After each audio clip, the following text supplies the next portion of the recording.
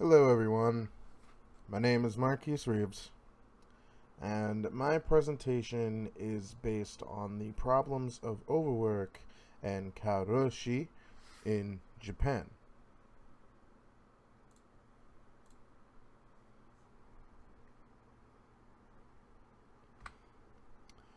So, first let's start off with definitions. So, what is overworking? What is karoshi? Overworking in itself is, as it sounds, you are overworking yourself to exhaustion. This is normally just you going through and working, let's say, for an example, over 45 plus hours. And you're just straining yourself to a point where you can no longer move, and it's really bad. However, karoshi translates to literally overworking death. You work yourself to death. So, why is this such an important topic? Well, for one, this is a major social issue in Japan. Very, very major. People are literally dying from overworking themselves so much. And other problems proceeding with this is that because it's such an acceptable thing for many different families in Japan, they accept the deaths and normally go without reporting it. And another problem behind this too, which is why it's so important, is many companies are basically overworking their employees. They don't do any compensation, nor do they care. They also don't pay for overtime, which is a very, very... It goes into human rights based. It goes into the whole topics based upon human rights in a sense, and it's very important because this is a huge problem.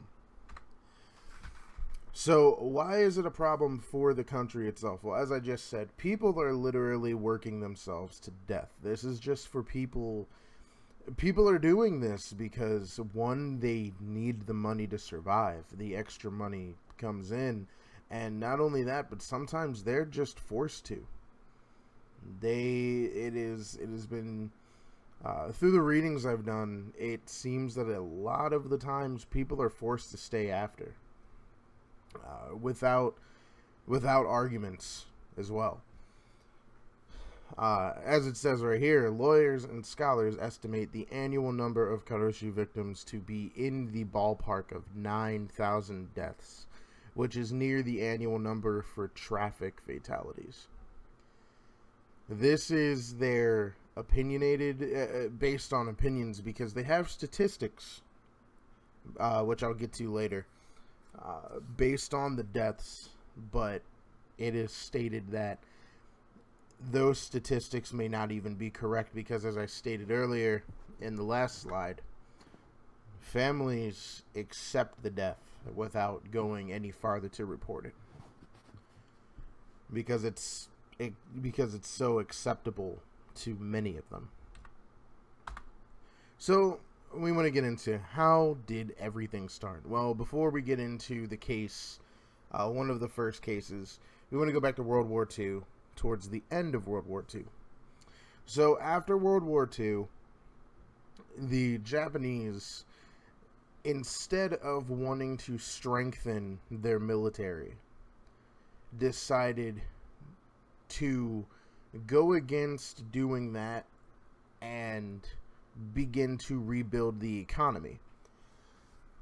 Now, for a while this worked, as the country did go through a very huge boom, a very big boom in economy. Everything was working out just fine. But this is where overworking began. The overworking began towards the end of World War II. However, the first known case of karoshi was reported in 1969.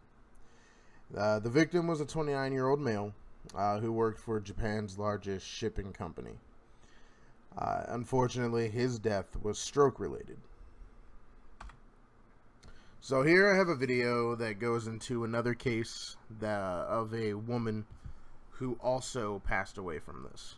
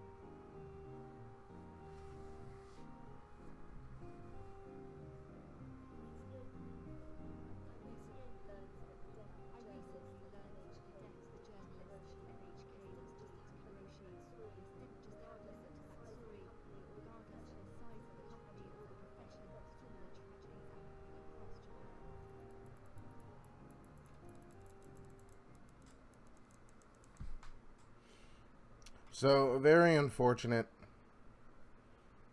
This is just the two cases that I've shown you. There's plenty more out there. But I wanted to go through and give you guys at least two different cases. One that I found through a source, and this one through YouTube. So, what are the major components and contributing factors to the problem? Well, for one, Japan has no legal limits. On how long you can work. So because of this, there are two known types of karoshi. So there's death from overwork that is often cardiovascular illness, and there's also suicide due to stress. Now, the causes are typically from long hours, stress due to demanding workload and unachievable goals, bureaucracy, and following orders when they do not make sense, and fear of being fired and financial insecurity. Now remember back towards slide 2 or 3, I stated that people, or I think it was slide 3, people are doing this. People are overworking because they need the money to survive. And fear of being fired or financial security, financial insecurity. If they lose that income, how are they going to live? Or what if they're worried about their family? How am I going to support my family? They really, people who overwork are mainly doing this because they need the job.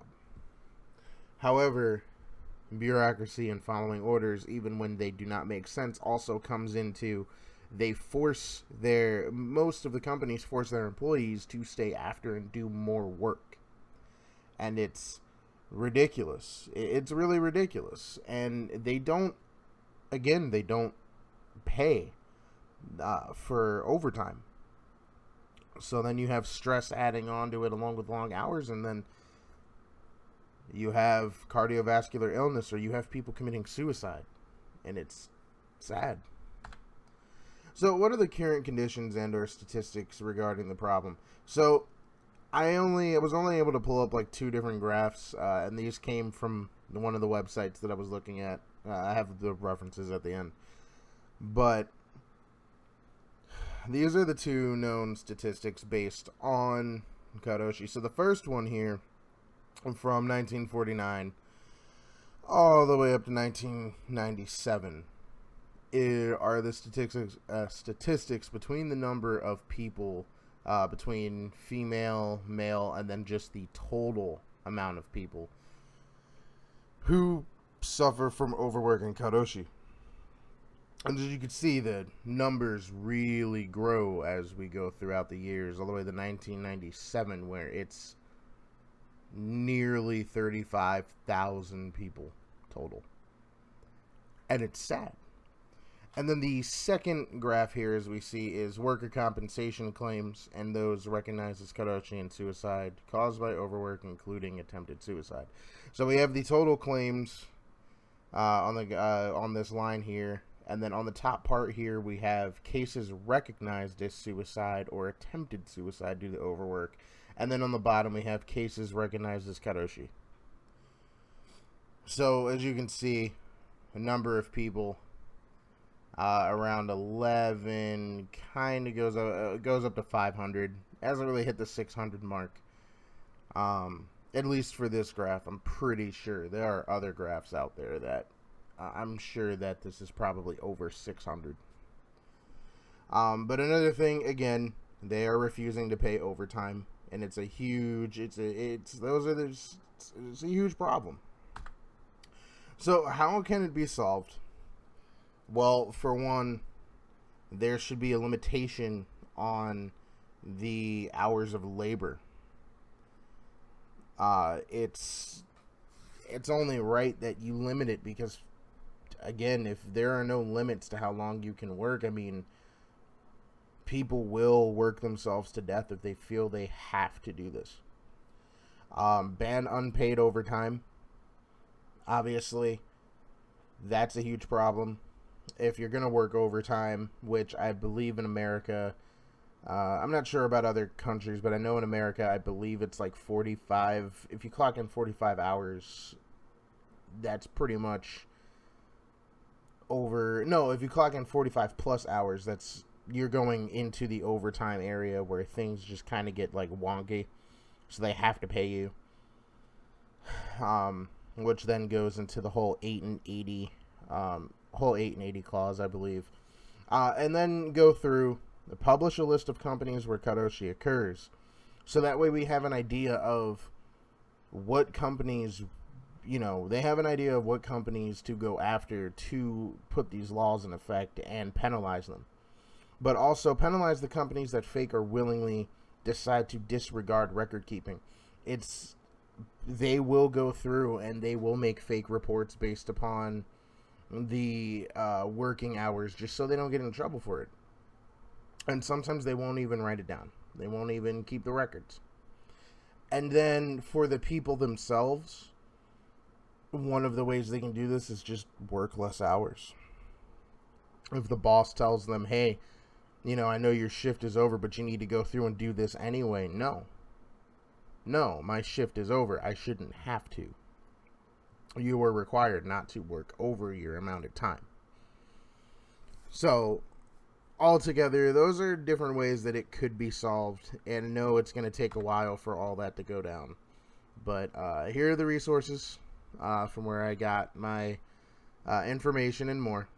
And pretty much that is the end of the slide. Thank you for watching this. Hopefully it opens some eyes.